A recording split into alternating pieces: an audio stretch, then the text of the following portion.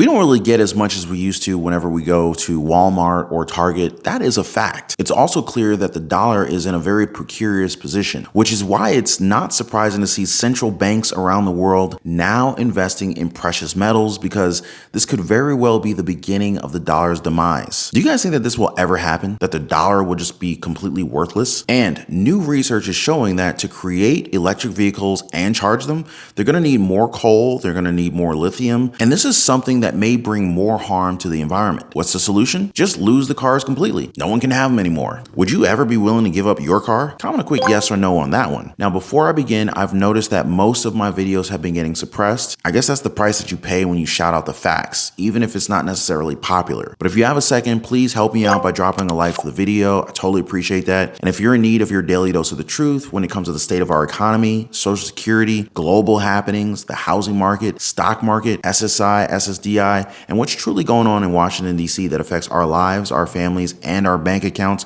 make sure to subscribe to the channel. And if you own a home, make sure your home is protected. Never be caught off guard by another very expensive, unexpected home repair again. Get your free home warranty quote. There's a link in the description of this video down below. Only takes like 15 seconds. It is no secret that a lot of other countries don't like us. Well, not necessarily us, but they don't really like our government. I don't think they know me personally, so they can't really not like me, but you know what I mean. Some of them even created a coalition called BRICS Nation that wants to establish a new reserve currency. It seems as if they're tired of the US dollar now. It also doesn't help that inflation is doing a real number on our wallets, and our cash is depreciating because of that red hot inflation. Now, I've seen comments where some of you might spend $100 for 4 bags of groceries. Now, I'm not sure if they were grocery shopping at Walmart, Target, Costco, but they did say that $100 didn't even cover all their needs for that week. That's insane to think. I mean, when I was a kid, $100 would get you everything you ever wanted. But here's something that should make you think. Central banks have been rushing to gold as the World Gold Council has announced that purchases have not seen this level since 1967. Now, again, I'm not telling you to do anything. You have the right to do what you want with your money. But when it comes to wealth protection, it's hard to beat out precious metals like gold and silver. In 2022, central banks around the world bought 673 metric tons of physical gold in 30 days alone. That's more than a little bit. Now, this is not me pushing you to invest in gold. This is me providing you with the facts, and it's up to you and your own due diligence to figure out if this particular investment is worth your time and most especially your money. Now, on the topic of investing, if you ask me, world leaders should have thought twice before investing so much into clean energy. Here's a tough question. Are you guys ready for solar and wind energy to replace the infrastructure that we have now? Are you ready to rush out there and buy a brand new Tesla or Rivian and trade in your current gas-powered vehicle? Now, if you are, hold your horses, because our country sure isn't. How much of our land do you think would be needed for us to create a completely renewable energy source for the entire nation? Serious question. Now, let me preface that by saying that we're using up 0.5% of our land to power the country right now, and that's with the inclusion of fossil fuels. Now, if you ask Michael Schellenberger, we would need to use up about 25 to 50% of all land in our country for us to be moved to a renewable source of energy. That's to say that these infrastructures are always maintained and are unaffected by natural disasters. Now, if we have natural disasters, which we have every single year, all bets are off. But this poses a huge problem as some states have already announced banning gas-powered vehicle sales in the near future. California and New York are already preparing their transition to electric vehicles. It doesn't matter if the infrastructure is set up. They already have a date as to when the purchase of gas-powered cars will be banned in their respective areas. Now, the question now is, are they prepared to support Americans who would buy these cars? You tell me. Just last year, California asked their own residents to not charge their electric vehicles because of the strain it would put on their power grid. They announced this a day after saying that you couldn't buy gas-powered cars starting 2035.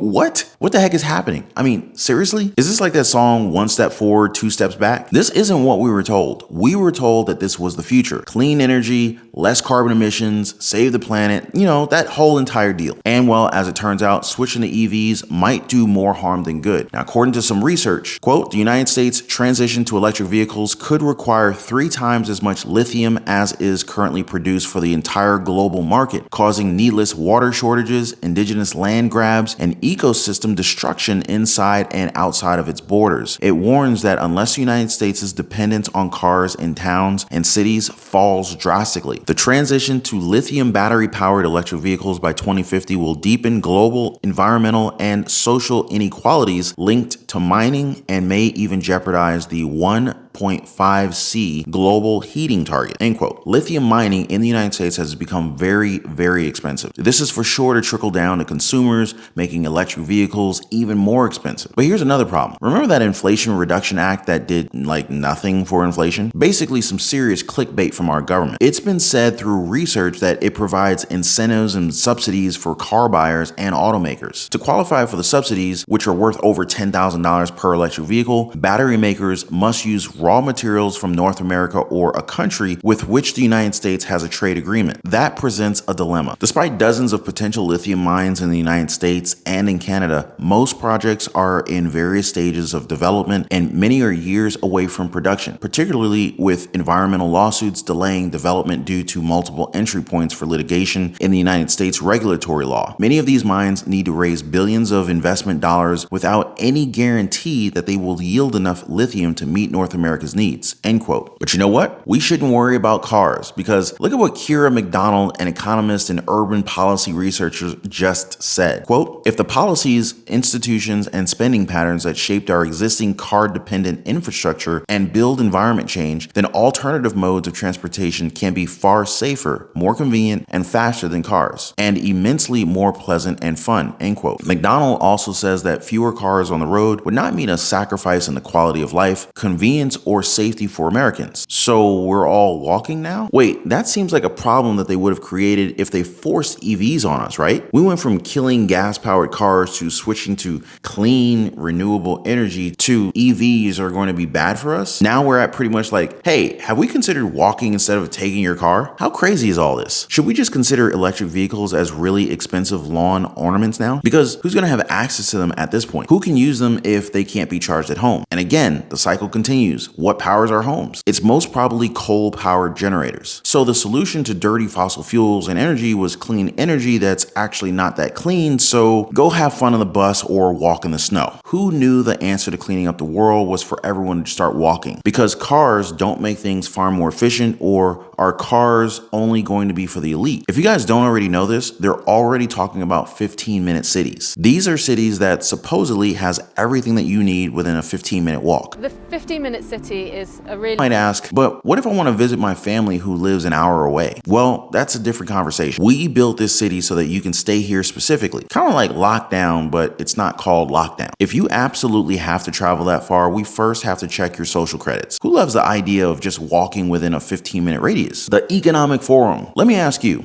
was this ever about our planet, or is this merely about control? Again, you're all entitled to your own opinions and your ideas. I'm just here to provide you guys with the data. Now, while we cannot control everything that is happening around us, there are some things that can help. Now, one key component is wealth. If we improve our cash flow, that is one less problem to worry about. Now, if you're interested to learn more about the creation of side hustles or small businesses, those that can possibly give you multiple streams of income, maybe you want to learn more about budgeting or maybe investing in the stock market or real estate, whatever the case may be, feel free to join us over in the Patreon community. There's a link in the description down below. But before I go, please don't forget to drop a like for the video because we need to get these facts out to the world, and subscribe for your daily dose of the truth. I appreciate you guys watching. Y'all be safe. I'll see you on the next one.